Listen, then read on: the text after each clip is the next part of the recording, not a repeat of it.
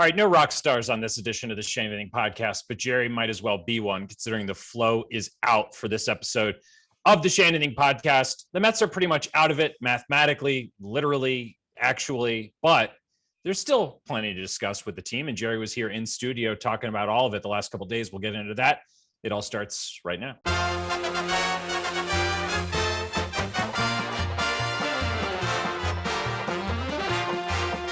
Welcome to the show, everybody. It's Doug Williams and Jerry Blevins with you on this episode. A reminder to subscribe to the Shea Anything Podcast, Apple, Spotify, wherever you're listening. We appreciate it. And Shea Anything's brought to you by Verizon. It's 5G, built right for the Mets from the network more people rely on only on Verizon. Jerry was here doing pregame and postgame this week, and a reminder that, for a 7 o'clock game, the pregame comes on at 6:30, and postgame is right after the game on SNY. But it's 6 o'clock, Baseball Night in New York's the show I host 5 days a week. We do Mets, Yankees, a little bit of everything. That's on SNY at 6 o'clock on weekdays. I am holding my microphone like a lounge singer today because the stand, Jeff our producer, has done everything he can possibly do to make me happy in terms of the audio of the podcast. And I am impossible to please because, I seem to do every podcast in a different room of either my home or the SNY studios. So you know what? I've just decided to take things into my own hands. And I mean that literally because I'm holding my microphone. Jerry, as always, you sound great. I'll take the blame for this one because our normal recording time has been pushed back to when you're in studio because I had a flight home today. So I'll take all the blame for today. So I want to hear about your experience doing pre and post game, Jerry, because since you started doing stuff for SNY, we actually hadn't met in person. You started pre-pandemic doing Baseball Night in New York episodes from home. And the fact that you were in studio for the first time was probably an entirely different skill set. What were your impressions of doing that job? I was intimidated thinking about it because it's so foreign to me. But I had a blast. I really enjoyed it. It's so fun. It's really difficult and hard to master. Like it's a completely different set of skills than something, like I've been in baseball my whole life. And then you see a pro like Gary Apple, who's done this side of things his whole life. And you just watch the skill level that he has reading the teleprompters. There was a lot of times where I'm in studio and I'm sitting at the desk and I'm looking over going, man, these guys are really, really good at their jobs. And I think that was my overall impression, like just being in studio in the SNY network, from the editors, from the guys that do the stats to the producers, just top notch, like literally the cream of the crop. So my job was super easy because I had, Todd and Gary sitting beside me, and I had a great team around me, making my job very easy in the sense that like, all right, this is what you have. We're going to set it up on a platter for you and then just go from there. But I had an absolute blast, even though the games were terrible from the outcome standpoint, but I really, really enjoyed it way more than I thought I would. It was a rush.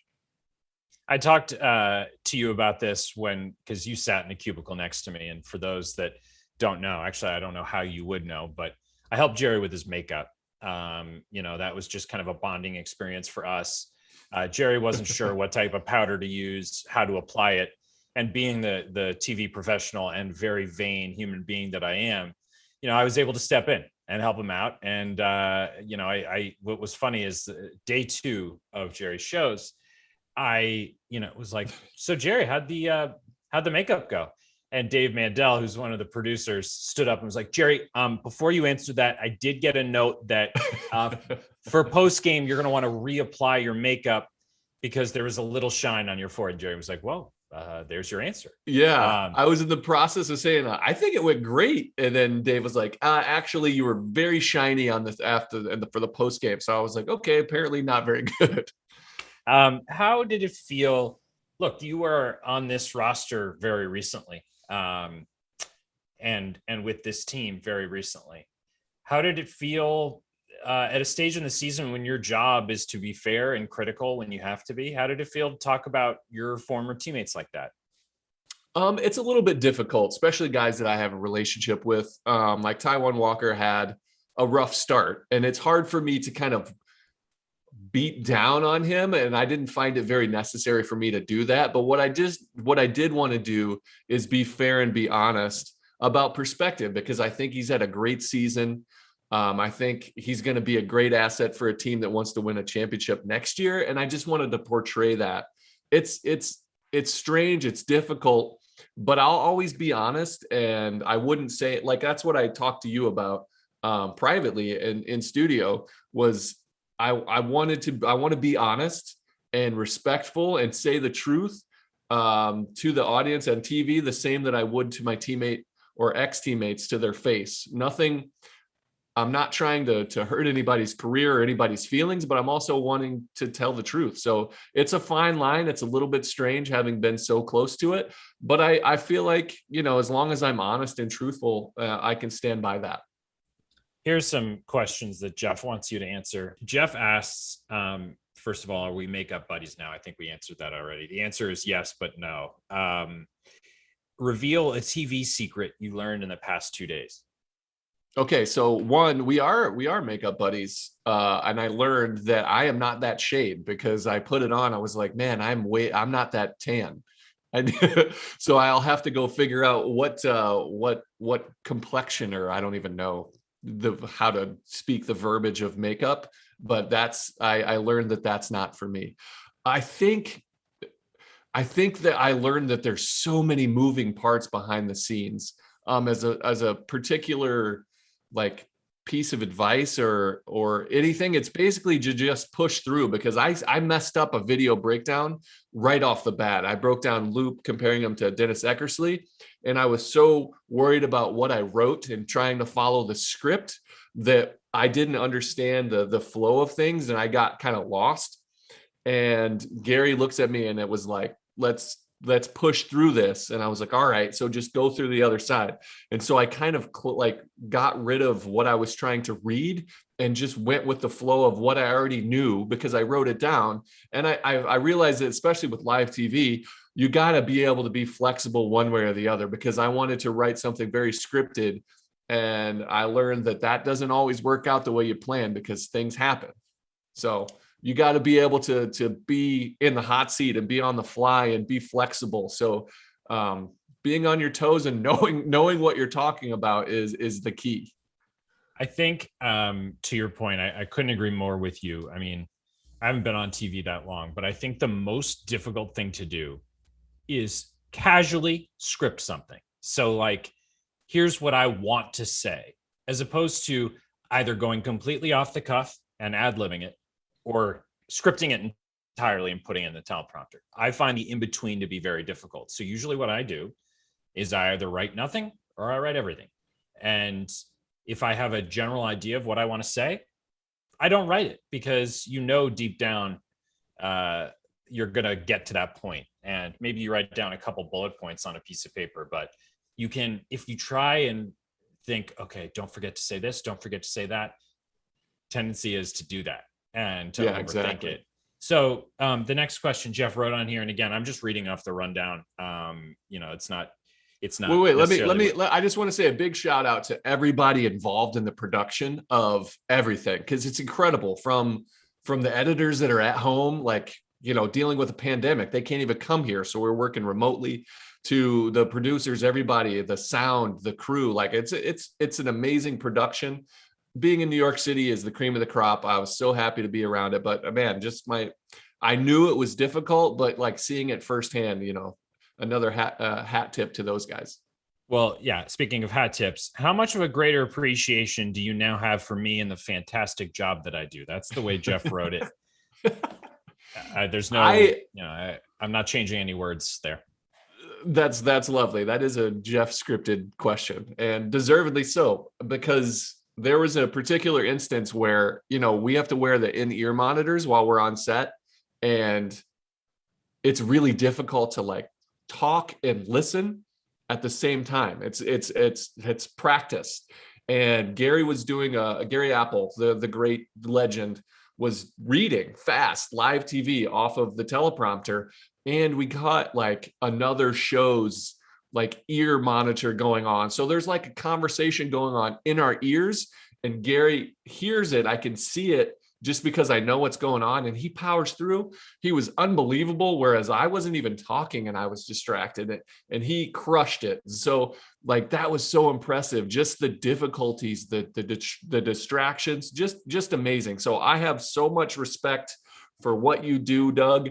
I know it's a skill. I know it's one I don't have. Thank you for bringing I do respect that. Thanks for bringing it back to me. That was a lot of Gary. It really is. There. It's your job. You are a host. It's different. Yeah. I'm an analyst. I'm here because I did something cool before. You're there because you're talented at what you do. Look, I mean, this episode couldn't be going any better. Just a reminder, you're listening to the Shea Anything Podcast, brought to you by Verizon. It's 5G built right for the Mets, from the network more people rely on, only on Verizon. All right, so let's talk some baseball. And again, anyone listening to this, we appreciate it. This is the time that I think a lot of Mets fans kind of are like, okay, football season, whatever. The Mets are pretty much out of contention. You know, we thought there for a while that they might be able to, you know, turn on the Jets and make a run. It just didn't work out that way. The good part of the tough part of their schedule was tough on them, and they didn't win enough games against, you know, teams like the Marlins, and that comes back to haunt you. And you know, it's going to be a busy off season. We have plenty of time to talk about that, but there's still some meat on the bone, Jerry, in terms of you know, what you've watched, what you've seen this season, and how it might progress as we move forward towards the off season. So let's start with Javy Baez. Look, he kind of had Cespedes-like numbers, but a team around him very different than the one in 2015. So the magical run wasn't there, but offensively, he's been a very good player for them. Would you re-sign him if you're the Mets? So first, I'm glad that you talked about the Cespedes comparison, because we were, you know, in studio the other day and we were talking about his numbers compared to what Cespedes did in 15 to carry us to the World Series.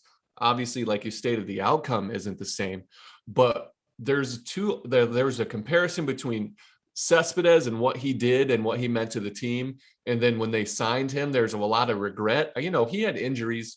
I love Cespedes. I will forever. I played with him for a long time, but there was some injury history and some issues that made that signing feel bad. But what he did in 15 was magical.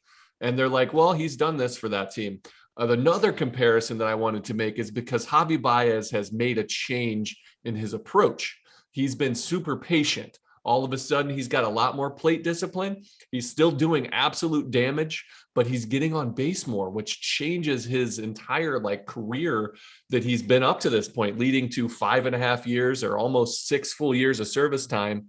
And then all of a sudden at this end, he turns his game up. And it reminds me a lot of Daniel Murphy. So, you know, Daniel Murphy going into that same 15 year is a really solid player, has great, you know, bat to ball skills. Then all of a sudden, you know, him and Kevin Long got together and he started lifting the ball. And Cespedes got us to the World Series and to the playoffs, and Daniel Murphy carried us to the World Series. And there was some question because he did it so late. He made that change so late. The Mets were like, is this who he is, or was this an anomaly, a weird stretch? And they let him go, and he did it in Washington, and he put up some amazing numbers, some MVP-sized numbers. And so that's where we are now. So there was regret from not signing Murphy, and there was a little bit of buyer's remorse with signing Cespedes. And so that's where we are. What do you want? I think that's going to be an interesting question. I really like him as a player, especially if this plate discipline is for real, because I like everything else that he brings from defense to base running, and just to make Lindor happy. Yeah, I love that combination of comparisons though, Jerry. And I made the point, now granted, conspiracy theorist in me, I made the point on a previous podcast that I think Javier Baez's agent was like, if you take 10 walks in the last 10 games of the season or anything like that, you're going to change the way teams view you. You're going to make millions more. If teams think that you're not that free swinging guy all the time, that there's another Javy Baez inside you that has the ability to be patient and to build the on-base percentage, because that's always been the knock on him, that, you know, he can hit for a high average if, you know, at times, but he's mostly a power guy. He's aggressive. And the OPS is never going to be at like an Aaron Judge or Mike Trout level because he slugs, but he doesn't get on base.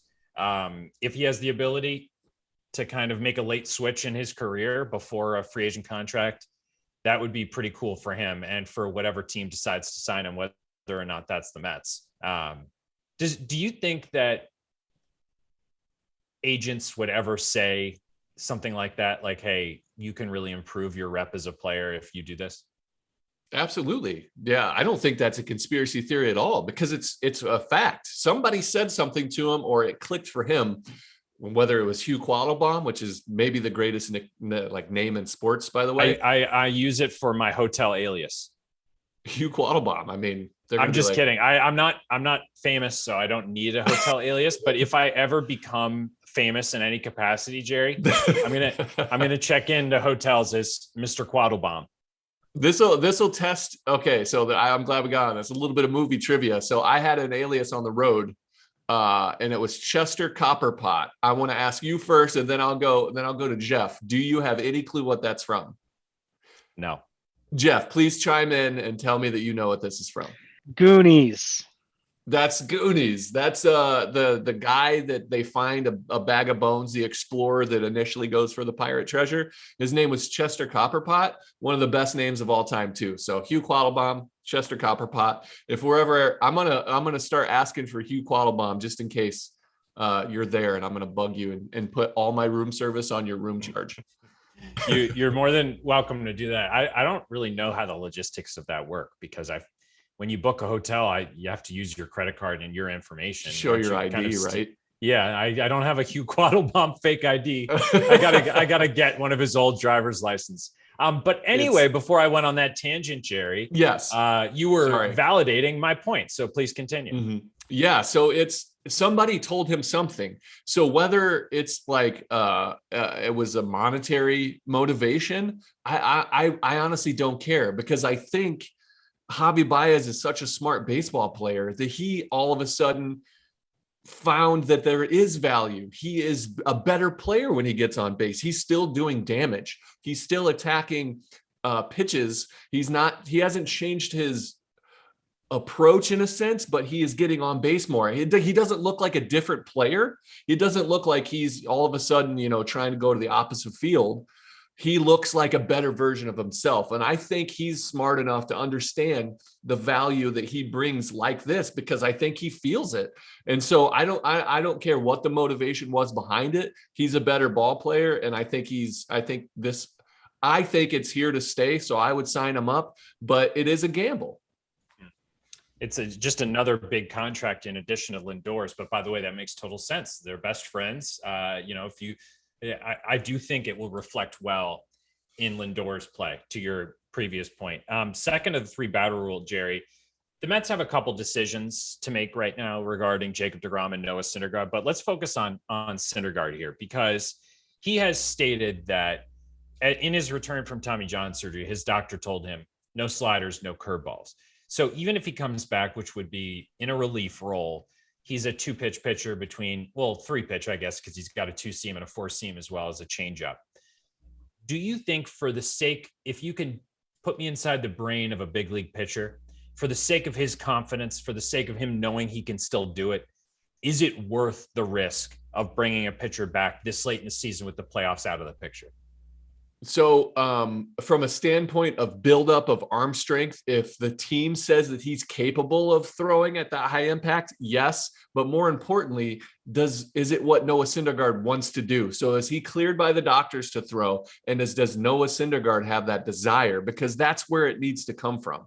I don't think he needs to throw in a big league mound. I think that's silly, especially since he's not going to have his breaking balls. So I don't find the bonus, because he's throwing right now in Syracuse. He's already getting that action, and all the analytics, all the data is at that field too. So the technology is caught up. You don't need to see it on the big league field to know that his stuff is playing. You can get those same reads, that same measure at the AAA level. So if his stuff is the same or getting better, you don't need to see it, on a big league field. So I don't think it's necessary. But if Noah thinks it's necessary, then it's 100% necessary, because that's who ultimately has to make those decisions. So you don't think that you would go into an offseason feeling any different if you had faced big league hitters and gotten them out after TJ or hadn't? No, because I don't think so. I've never, when I broke my arm, my rehab, I was supposed to, that I refractured my arm, which is, New York Mets famous. But I never got back into a game, and it didn't hurt me at all going into the off season without having it, because I get to it in spring training knowing that I'm healthy, and then I get that rust out facing my teammates, and then ultimately in Grapefruit League or Cactus League play, whichever way you get it.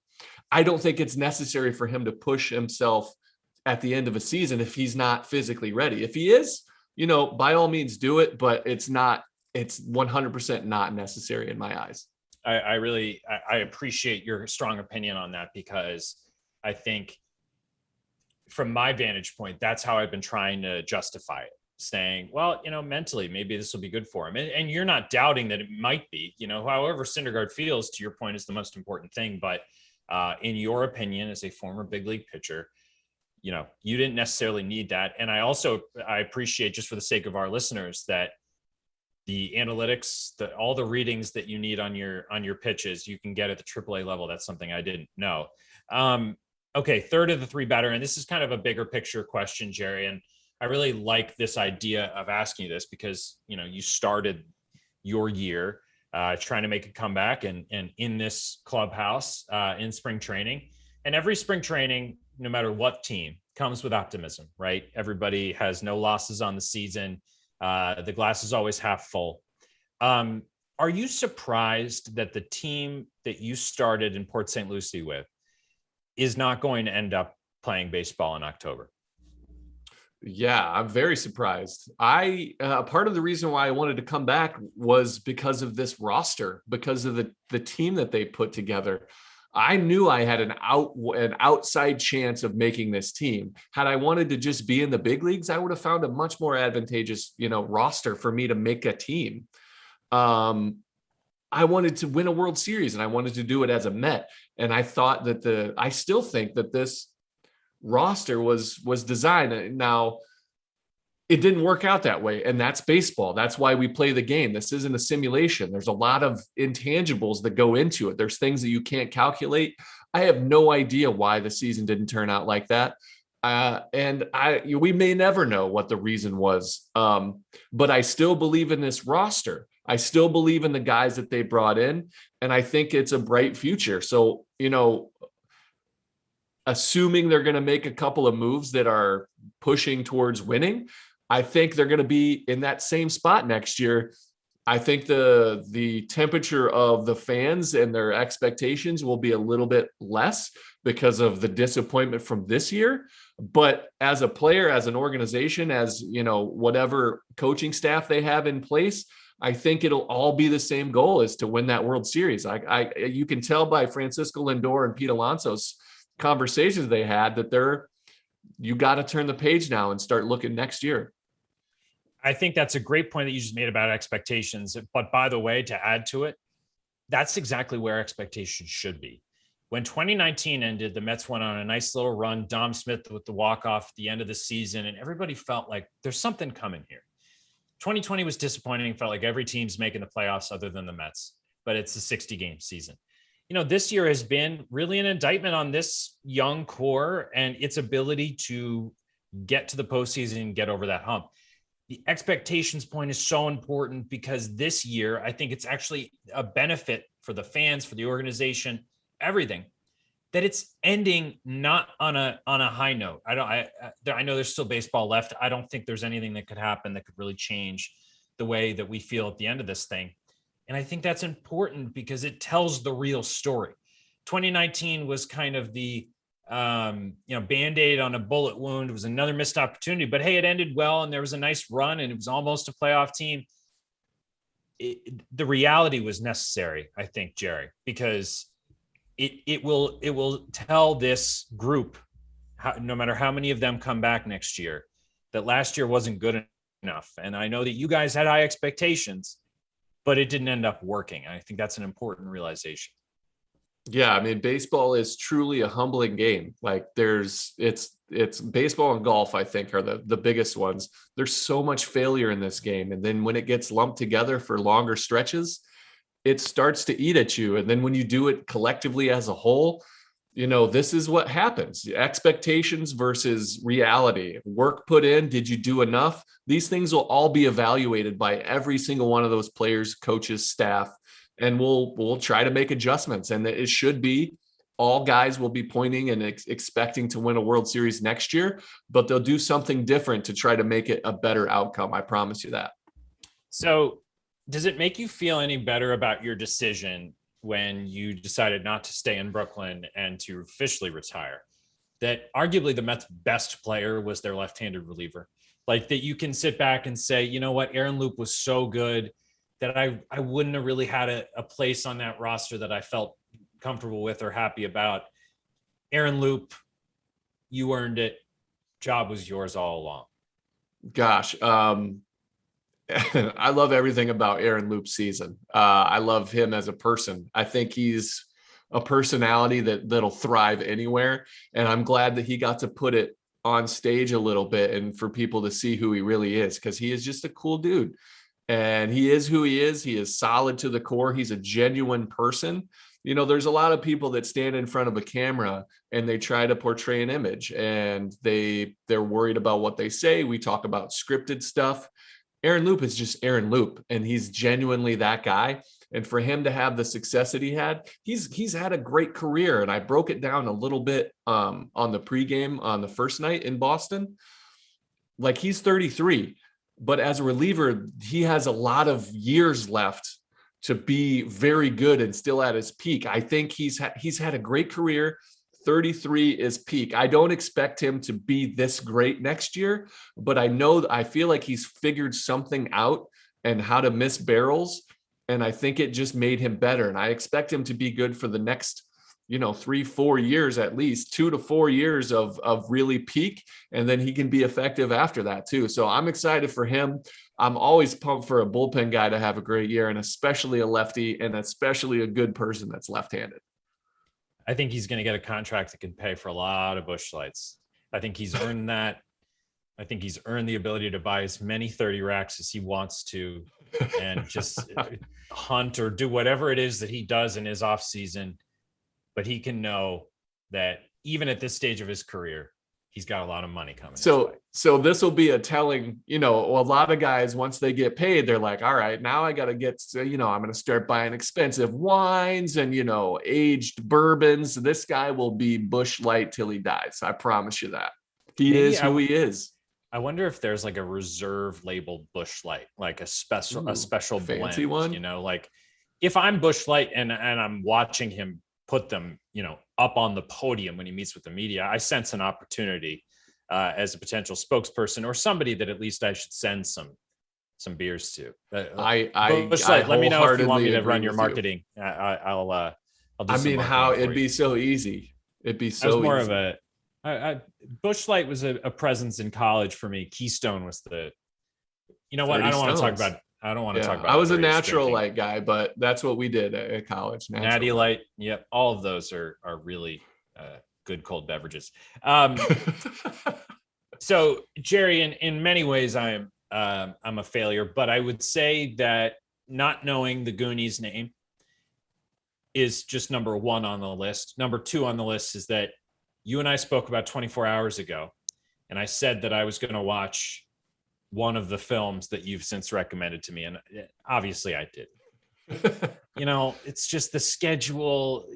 Things come up and I got a puppy. My future in-laws are in town and I saw them last night. So I don't know. Those are my excuses. You can take them or leave them. But, maybe our listeners are better people than I am and are current on your recommendations and would like another one. So can you give them one, please? Well, first of all, you don't have to feel bad about it. I mean, it is your job to follow through, but no, You're not a movie guy. Like what you have done, I think you've added great, because that's who I cater to, is like the people that don't necessarily love watching movies all the time. I want to give you something that you haven't seen before. And I'm not offended that you haven't dove back into all the films. By the way, for the record, maybe. I will say that for the record, I was flying this past weekend and I searched both movies that you've recommended that I haven't watched on their in-flight entertainment. They didn't have them. So if I had, Gotcha. if Delta had those great movies, this is actually Delta's fault. I'm going to blame Delta. Here. Yeah. But if they had Send those me movies, I would have Delta. Because of that, I'm going to need about a case of those Biscoff cookies, and I'll feel better about it. Oh, there's nothing like those. Nothing. Oh like man. those. So I flew Delta on the way home today, and the person next to me, when they asked for beverages, they said, no, thanks. And I was like, you're not going to get those cookies? And she said, no. I was like, well, can you get them? And then I'll eat them. She's like, okay. So I was like, I got extra cookies. So it's a good day. So Delta, you're not all bad. Nice move by you. Right. Well, I mean, you can't, I'm skinny, but I eat like a fat kid. Yeah. Well, that makes two of us. All right. What's the recommendation, Jerry? Okay. So just a little flashback. So on day 2, I wore the bow tie for Gary Cohen. I didn't bring it. And when Gary asked for it, he seemed disappointed. You got to give him what he needs. And so my outfit was not perfectly suited for a bow tie, especially a white one. My college teammate on Twitter said that I reminded him of Opera Man, which is a Saturday Night Live character played by Adam Sandler on the Weekend Update. You probably don't know what that is, but some may. I know what Weekend Update is and who Adam Sandler is, and I watch SNL. Opera Man is not in your forte. So it was very funny, and it was pretty accurate because I laughed. If my hair would have been down like this, it definitely would have nailed it. So that sparked an idea for me, was what's my favorite Adam Sandler movie? I wanted to do one for today. And I could have gone with Happy Gilmore, which would have been perfect because it's a sports movie. Would have fit the theme, but I didn't want to do that. That one was a little obvious. Billy Madison, too much. Big Daddy was a thought, because Big Daddy is like a heartwarming one. These would be too easy because I've seen all of them. So you have to. It's like what? So what I mean, homework everybody's can I give seen Doug? every Adam Sandler movie. So I thought about Uncut Gems because it's a wonderful dramatic turn. But I went with my absolute favorite, and that is 1998's The Wedding Singer. So The Wedding Singer is my favorite, because the music in it is stellar. Let me give you the rundown. So Adam Sandler plays a guy named Robbie, who was a high school rock star wannabe. It turns into a wedding singer once, reality kicks in and he has to get a job. He's happy-go-lucky. He's like the boy next door. His high school girlfriend didn't want to marry a wedding singer, so she leaves him at the altar. And then Drew Barrymore plays a waitress who's engaged, and they become friendly. And it's your classic like romantic comedy where Adam Sandler's Robbie plays like the helping wedding planner for Drew Barrymore's character, who they're obviously perfect for. She's got a jerk of a fiance that's very Miami Vice 1980s. It's just a wonderful movie with a wonderful cast and an amazing soundtrack. Adam Sandler, I think, at his charming, most likable best for me. He's incredible. He's got some original music in there. He's a fantastic singer. All his friends are still in the movie. His caddy from from Happy Gilmore, all the above. Wonderful little pieces here and there of characters coming in, but it's my favorite Adam Sandler movie. I literally watch it probably once a year. Anytime, I search for it all the time. So 1998's The Wedding Singer is today's rain delay recommendation. So I love that. I've actually never seen it, and I'm realizing that they came together, those two, Sandler and Barrymore, for 50 First Dates in 2004. Correct. And they were in Blended, which was, I'm not sure. So the director, I think Frank Karachi, I think that's how you say his name. He directed this, but he also did Blended, which I loved, which got like kind of mixed reviews. But I think it's hilarious. But this is my favorite. It's my favorite of the Drew Barrymore and Adam Sandler collabs too. Okay, that's important. They had like a Tom Hanks, Meg Ryan kind of crossover where their chemistry really plays well. Okay. I like it. That's now 3 films for me to watch. How do you feel about like 80s music? Are you a fan? Yeah, I like pretty much every type of music other than country. So 80s music. This is I'm right sure in your I'll love the wheelhouse. music. Yeah, I'm sure yeah, I love the good. music. All right, so that's another recommendation for all of you at home and for me as well. So I'll talk to you guys in a couple weeks, and I won't have watched The Wedding Singer. I'm just joking. You know what? I'm going to do it. Well, I mean, you're stacking them up here. You're procrastinating. You're going to have to do all your book reports at one time. It's like a college paper. It's just waiting till the night before. Just a reminder to subscribe to this here podcast, the Shea Anything Podcast, Apple, Spotify, wherever you're listening. We appreciate it. Another reminder that Shea Anything is brought to you by Verizon. It's 5G built right for the Mets from the network. More people rely only on Verizon. Jerry, thank you. I heard, only good reviews from your time here in studio. I hope you enjoyed it as well. Hope to see you again in person soon. Until then, I'll talk to you in a couple weeks, my friend. All right. Good luck, Doug. Thanks, man. Thanks for listening, everybody.